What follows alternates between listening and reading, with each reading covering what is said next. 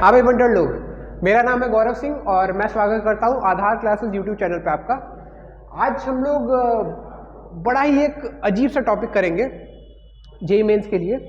और आप सोचेंगे कि सर थर्मोडायनेमिक्स क्वेश्चन सर मत कराइए, बड़ा रोना निकल जाता है। पर दोस्तों अगर मैं आपको बताऊँ तो थर्मोडायनेमिक्स के बहुत ही आसान क्वेश्चन जेईई मेंस पूछता है। इसलिए मेरा ये मानना है कि बिल्कुल भी इस टॉपिक को छोड़ के न जाए, क्योंकि आप ही का नुकसान है। अगर आप एनसीईआरटी लेवल भी इस टॉपिक को पढ़ के चले जाते हैं तो आपसे ऐसे ऐसे +4 वाले सारे क्वेश्चन बन जाएंगे और बहुत ही आसान और लल्लू लल्लू लेवल के क्वेश्चन जेईई मेंस से यानी कि एनटीए वालों ने थर्मो से पूछे हैं। इसलिए आपको कितना भी रोना गाना आए, इस टॉपिक को छोड़ के कभी मत जाएं। तो आइए हम ये सवाल करते हैं, बहुत ही आसान सा सवाल। बस आपको इसको देख के थोड़ा सा डर लग सकता है अगर आपके मन में थर्मो का डर है तो। Enthalpy of combustion of propane, graphite और डाइहाइड्रोजन दी हुई है, यानी कि हमें एक चीज दी हुई है जिस चिड़िया को बोलते हैं एंथैल्पी ऑफ कंबशन, या हम इसे और थोड़ा सलीके से लिखेंगे। आइए अब लिख देते हैं एंथैल्पी ऑफ कंबशन ऑफ, ये स्टैंडर्ड एंथैल्पीज है तो हम उन्हें वैसे ही लिखेंगे। प्रोपेन, प्रोपेन का मतलब होता है C3H8। इसकी एंथैल्पी अभी हमें वैल्यूज में नहीं जाना, हम XYZ लेके सॉल्व कर लेंगे, ठीक है, क्योंकि हमें मेजर मतलब है कॉन्सेप्ट से। भाई कैलकुलेशन तो कोई भी कर ले, कॉन्सेप्ट सीखिए कि हमें दी हुई है enthalpy of combustion of propane, ठीक। अच्छा, उसके बाद हमें क्या दिया, एंथैल्पी ऑफ कंबशन ऑफ, क्या दिया, ग्राफाइट, कार्बन ग्राफाइट। भाई साहब बड़ी बड़ी चीज है कार्बन ग्राफाइट, और ये है मान लीजिए Y, ठीक। फिर दिया enthalpy of combustion of dihydrogen यानी कि H2 गैस, और ये क्या है, Z इसको मान लेते हैं, Z। X मान लिया इसके एंथैल्पी ऑफ कंबशन, Y इसका और Z इसका। अब मेरे दोस्तों आपको एक रिलेशन पता होना चाहिए जिसको अभी आगे डिस्कस करते हैं। पूछ क्या रहा है वो देख लेते हैं। एंथैल्पी ऑफ कंबशन फलाना फलाना फलाना दे रखा है। The magnitude of enthalpy of formation of propane. आय हाय हाय, बड़ा ही तीखा सा छोटा सा सवाल और बड़ी ही आसानी से आप कर सकते हैं अगर आपने एनसीईआरटी तक भी पढ़ रखी है थर्मो की। इसलिए बिल्कुल भी ऐसे सवाल छोड़कर ना आए, क्योंकि अभी देखिए 1-2 लाइन का भी इसका आंसर नहीं है। अगर किसी को भी एंथैल्पी ऑफ फॉर्मेशन का बेसिक मतलब पता हो तो एंथैल्पी ऑफ फॉर्मेशन का बेसिक मतलब होता है कि एक मोल कंपाउंड बने और उसके कॉन्स्टिट्यूएंट एलिमेंट से बने।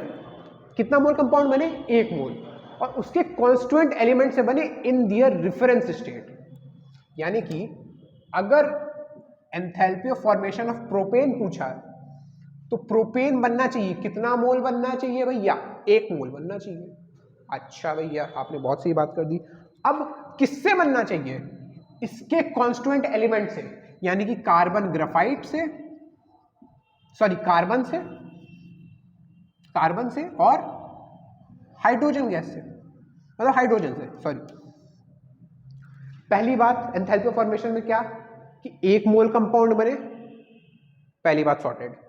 दूसरी बात किससे बने, अपने कॉन्स्टिट्यूएंट एलिमेंट से बने, ठीक बात, दूसरी बात भी सॉर्टेड। तीसरी बात कॉन्स्टिट्यूएंट एलिमेंट किस स्टेट में हो, अपनी रेफरेंस स्टेट में।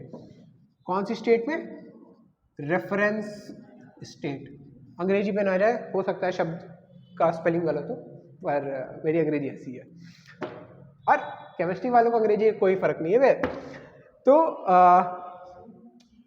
एंथैल्पी ऑफ फॉर्मेशन पे फिर से आते हैं। 1 मोल कंपाउंड बनना चाहिए, अपने कॉन्स्टिट्यूएंट एलिमेंट से बनना चाहिए, और वो कॉन्स्टिट्यूएंट एलिमेंट उनकी डिफरेंस स्टेट में हो, यानी कि उनकी मोस्ट स्टेबल स्टेट में हो at 25 degree Celsius and 1 atm pressure, 1 bar pressure, sorry. और उसकी कार्बन का रेफरेंस स्टेट होता है कार्बन ग्राफाइट, हाइड्रोजन का होता है H2 गैस और कार्बन ग्राफाइट सॉलिड, ठीक। रिएक्शन को बैलेंस कर लेते हैं। रिएक्शन को बैलेंस किया, 3 कार्बन ग्राफाइट और 4 मोल H2 गैस। अच्छा, अब देखिए, अब 2 रिलेशन मैं आपको बताता हूं जिससे आपका बेड़ा पार हो जाए।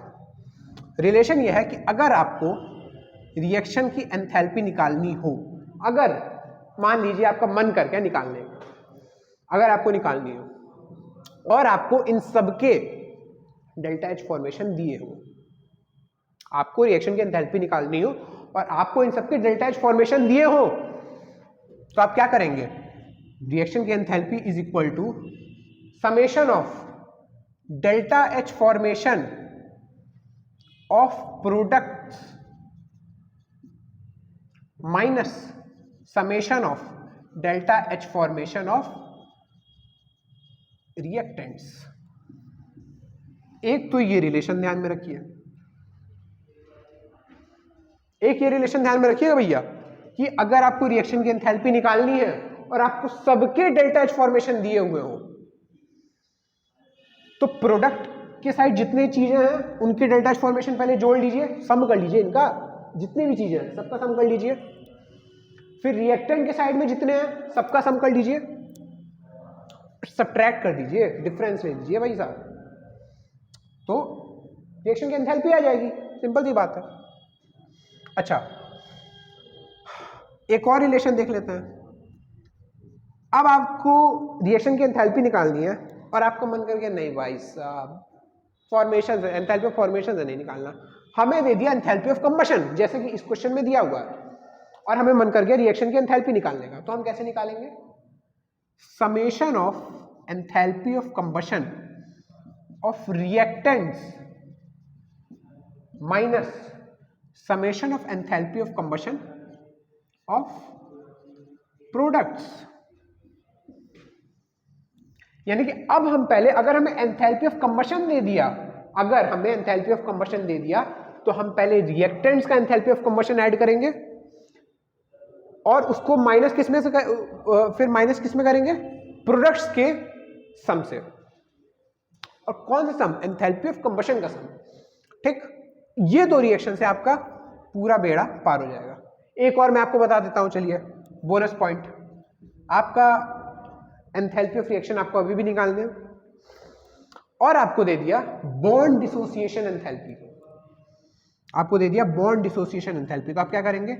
Delta H bond dissociation enthalpy of products minus summation of delta H bond dissociation enthalpy of reactants. ये तीन रिलेशन अगर आपको याद है तो आप थर्मोडायनेमिक्स के ज्यादातर क्वेश्चन सॉल्व कर सकते हैं, थर्मोकेमिस्ट्री है। ठीक, अच्छा, अब देखिए हम ये क्वेश्चन इसकी मदद से कैसे सॉल्व करते हैं, आइए देखते हैं। नीचे वाला मिटा देते हैं, बाकी दोनों लिखे रहने देते हैं।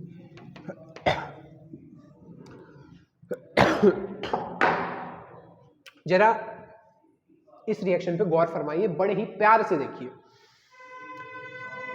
मुझे इस रिएक्शन की रिएक्शन एंथैल्पी कैलकुलेट करनी है, मुझे करनी है, मेरा मन कर गया रिएक्शन एंथैल्पी कैलकुलेट करनी है। कैसे करूं मैं? क्या इन सबके मुझे डेल्टा एच फॉर्मेशन दे रखे हैं, किसी के नहीं दे रखे हैं, पर मैं मानूंगा कि मुझे दे रखे हैं, मैं मान लेता हूं क्योंकि मुझे इसका डेल्टा एच फॉर्मेशन निकालना है। अच्छा, खास बात क्या होती है, हम delta H formation reference state से क्यों लेते हैं?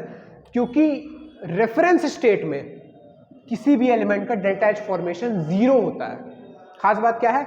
रेफरेंस स्टेट में किसी भी एलिमेंट का डेल्टा एच फॉर्मेशन जीरो होता है, ये बात आपको याद रखनी है। तो अगर हम डेल्टा एच फॉर्मेशन से निकालने लगे इनका एंथैल्पी रिएक्शन का, तो सबसे पहले हम प्रोडक्ट का सारा डेल्टा एच फॉर्मेशन जोड़ेंगे, फिर हम रिएक्टेंट का सारा डेल्टा एच फॉर्मेशन जोड़ेंगे और दोनों को हम सब्ट्रैक्ट कर देंगे।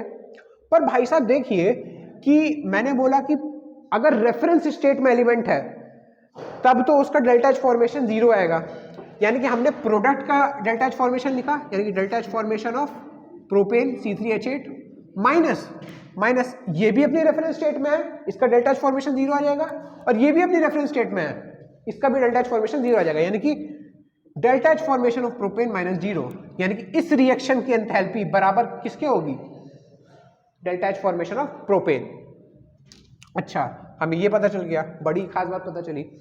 अब देखिए, अब हमें एक और चीज क्या दे रखी है, इन सबकी डेल्टा एच कंबशन दे रखा है, हमको सबका वैल्यू दे रखा है, तो हम क्या करेंगे, ये वाला फॉर्मूला लगाएंगे और इस रिएक्शन की एंथैल्पी निकाल लेंगे। तो डेल्टा आर एच निकाल लेंगे यहां से, क्या आ जाएगा, पहले हम रिएक्टेंट्स का जोड़ते हैं, ये है रिएक्टेंट्स, इनका डेल्टा एच कंबशन जोड़ेंगे, तो 3 टाइम्स इनटू इसका कार्बन ग्रेफाइड का क्या था Y प्लस और क्या क्या रिएक्टेंट है, H2 है रिएक्टेंट, 4 टाइम्स Z माइनस, अब हम प्रोडक्ट्स का जोड़ेंगे और सब्ट्रैक्ट करेंगे। प्रोडक्ट क्या है, C3H8, एक ही प्रोडक्ट है, और उसका डेल्टा एच कंबशन क्या है X। यानी कि इस फॉर्मूले से हमारा रिएक्शन की एंथैल्पी आ गई, और यहां से हमें क्या पता चला था कि इस रिएक्शन की एंथैल्पी डेल्टा एच फॉर्मेशन के इक्वल है, डेल्टा एच फॉर्मेशन ऑफ किसके, प्रोपेन के।